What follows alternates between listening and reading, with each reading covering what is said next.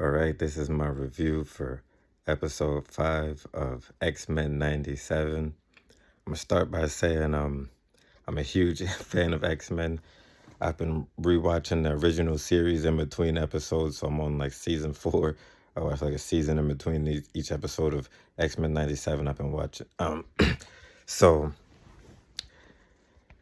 I was a little all right, so far this season, episode 1 they find out that Professor Xavier has given, like, okay, so Professor Xavier at the end of the other series was taken to the Shi'ar nation in outer space to try to fix him, or like I said, I don't remember. I watched the original series, but it was so long ago.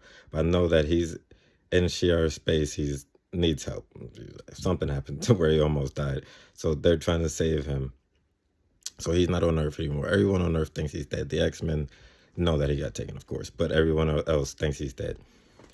He leaves everything to Magneto, so the mansion, and now Magneto is the leader of the X-Men. This is so far this season. Then we had the episode where Jean is pregnant. She finally has the baby.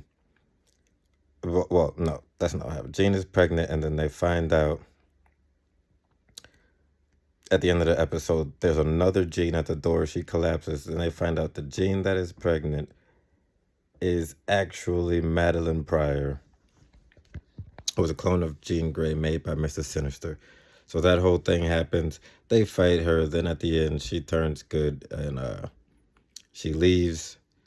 Then Nathan, it was the Madeline and Cyclops' son, has a techno-organic virus, and Bishop takes him into the future to cure it. So that's what happened so far. So this episode starts off really good. Starts off more seem like it's only going to be about love triangles. And there's 2 love triangles in this episode. One is Rogue, Gambit, and Magneto. The other is Jean, Cyclops, and Madeline Pryor. So in the episode, there's a woman from a TV station. She's talking about the X-Men. She's trying to paint them in a good light. So she's interviewing some of them and talking about all the things that they've been through and whatever. So at that same time, Magneto, Rogue, and Gambit are going to Genosha because Genosha is going to be accepted by the UN. And so the people in Genosha want to speak to the Council of Genosha. They want to speak to Magneto. Okay. So Gambit still doesn't know that Rogue dated Magneto in the past, but he did see her leaving Magneto's room. So that was in the previous episode. So that was but I'm pretty sure that was what he saw them together, that was Madeline Pryor, but he did see her leaving Magneto's room. So then there comes a point where the love triangles is funny because it's like everyone is like I would say everybody's acting up. Like Jean, she kisses Wolverine and Cyclops in this episode, but it's a quick thing because she's trying to, Cyclops is being interviewed and she's trying to get like through her memories. So she's looking at water floating in the river. She parted the river and she's looking at an orb and her memories are showing on them. She's talking to Wolverine. He's like, oh, I know what it's like to be tortured by memories. She's like, I don't even know which memories are mine. Blah, blah, blah. But then she starts talking about Scott, and Scott is talking about her, explaining to the lady, because she asks the interviewer on the news, asks him when he first knew that he loved Jean or whatever. They're talking about the same day, her and Scott, but they're like talking about it differently. But she's saying that same day, that's the day that made her want to stay and not go be the Phoenix, blah, blah, blah. Then she turns around and kisses Wolverine. Wolverine's like pulls back, like, all right, he pulls back reluctantly. He didn't really pull back. He like, eventually they had to stop. You know what I mean? So then she's like, Wolverine. He's like, no, you're Jean. He's Cyclops. Things gotta be the way they gotta be. You just forgot that for a second. He's like, go talk to the Boy Scout. So they leave. So Wolverine walks away all pissed. And she goes to talk to Cyclops. Her and him are talking, and then that's when she goes. I guess she's going to like kiss him or whatever. Boom! She sees he's been talking to Madeline Pryor in her mind. She, of course, she's pissed. She runs off. She's like, "That was our thing," and this and that. Her and him get into an argument. He's like, "I don't. She's the mother of my child. I know that for sure. I don't know when it was you. I don't know when it was her. Blah blah blah." And then he tries to switch it on her. Because he's like, "Oh, am I just a memory to you, or do you love me? You say you remember love me. Do you love me?" So that whole thing is going on. Then we got back in Genosha. They get to Genosha, and a lady from the UN is there. She welcomes them, but she's the one who was trying to prosecute Magneto in the past.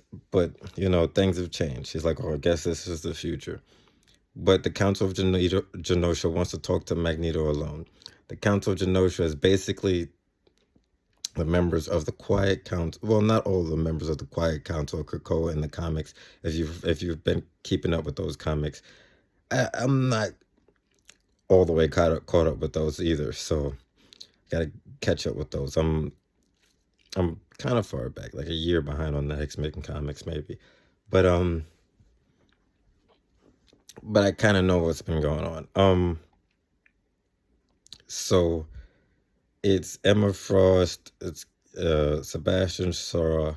I didn't see Mr. Sinister, I don't think. And no, I can't believe I forgot this lady's name. Maura McTaggart was there also, even though she's a human, which of course Sinister didn't like. Not Sinister. Shaw, was it Shaw or it might have been, it was Emma Frost who had an issue with her being on the council.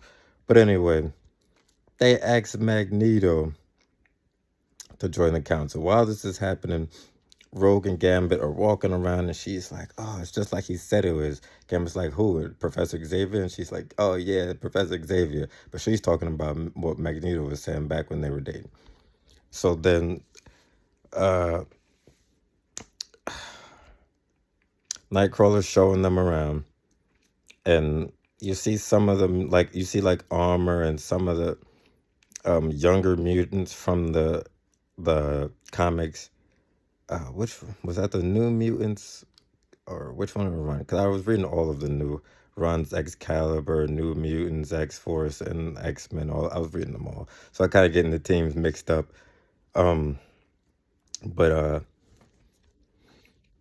so we see that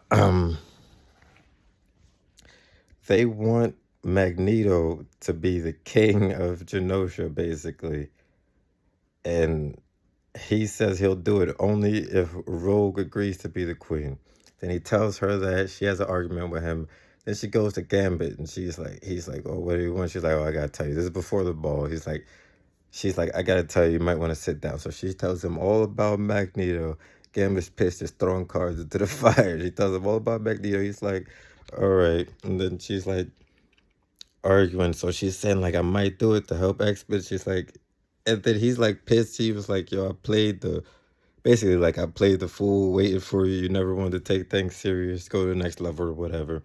And she's like, "Oh, because I was your share. I did everything with you, watching you do all the things I couldn't do." But you can't. This conversation was. I'm never gonna forget that line. She's like, "Oh, but I can't even touch you. Like your heart beats for me, but I can't feel it." And she said, "You light up everything you touch except me." I'm never gonna forget that line. I was like, damn, she had to do him like that.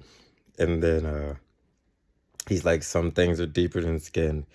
Walks off. He's like, "We could just be friends." He's like, "We just friends." Then he goes to the ball. Magneto's there. They don't. Then the lady from the UN is questioning them. She's like, "You got a terrorist as your leader. Most nations don't elect terrorists as their leaders."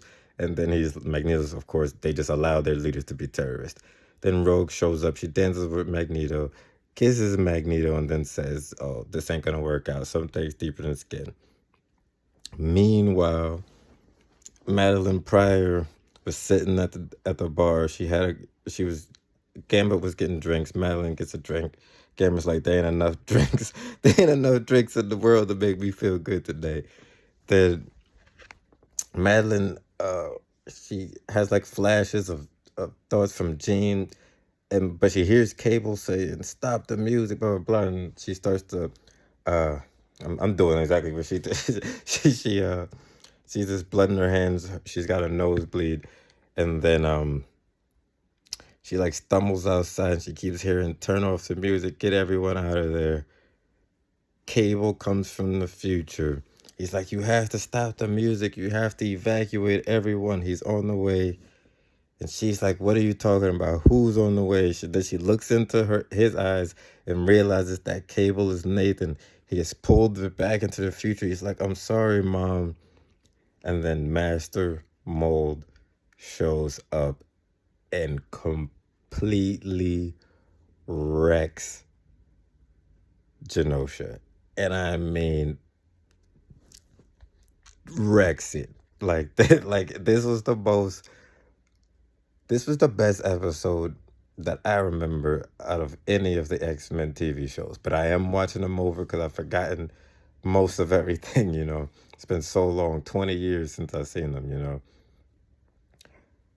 And wow, this was just first of all, the animation is beautiful. The conversations, the scenes, like I was jumping out of my seat. I was feeling everything they wanted me to feel. I was feeling.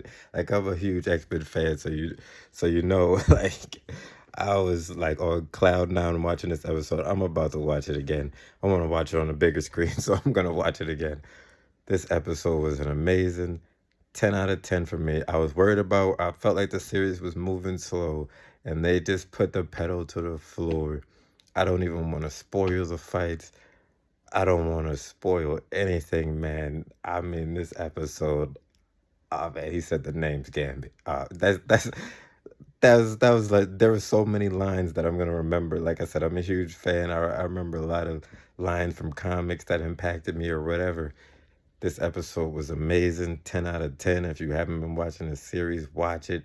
If you need to get Disney Plus to do it, get Disney Plus. If you're at all a fan of X-Men, I think you're going to have to watch this. It was amazing. 10 out of 10. I'm definitely going to be watching the next episode. I'm definitely going to be doing a review for the next episode. I'm definitely going to be watching everyone's reviews, all of the Easter egg videos I can find on YouTube, because I'm just so hyped for this right now. Everybody have a good day. You know, if you watch, thank you. I don't like to say subscribe because I don't put out videos that often. So maybe if I get some subscribers, I'll be more motivated to put out some more videos. But I'm definitely motivated now after seeing this. And also, I was watching Fallout. I had to pause Fallout when I realized that the X-Men was out. I was like, I would catch back up with that. But Fallout started good, started amazing, and I'm a huge Fallout fan. Loved New Vegas was the first one I played. Made me have to go back and play 3. Then I played 4, and I played 76. I'm a huge fan of fan. I'm a huge Fallout fan also. Although I didn't play 76 that much. I played Fallout 4 a lot more than 76. Because I played 76 when it first came out and it wasn't that good. Some of my friends went back to it and said it's good now.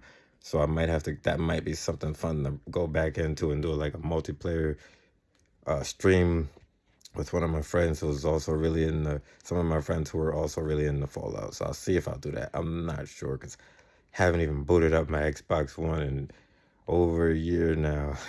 I don't have an X, so Series X. I don't have a Series X. I just got an Xbox One, and then I got a gaming laptop. So I've been playing on my laptop all year, for the past 2 years actually. So yeah, amazing episode. Might be the best episode of any X-Men thing that I can remember. Like I said, I'm up to season 4 and the old one, and also it is dated. The old one, you know, it's not as good as the first time you've seen it, but it's still good. So watch that also. It's a great time to be a fan of the X-Men. You know, Deadpool and Wolverine is going to be coming out. I know a lot of people saying Marvel falling off, but they definitely did not fall off with this. I can't remember the last time I jumped out of my seat like that watching something on TV. Probably back in the days of Game of Thrones. that when Oberyn was fighting the mountain, something like that. This episode was epic. And I don't want to spoil any more of it. Just go out and watch it, or go out. Go home and watch it if you're not home, or watch it wherever you can watch it. And I'll see you guys later.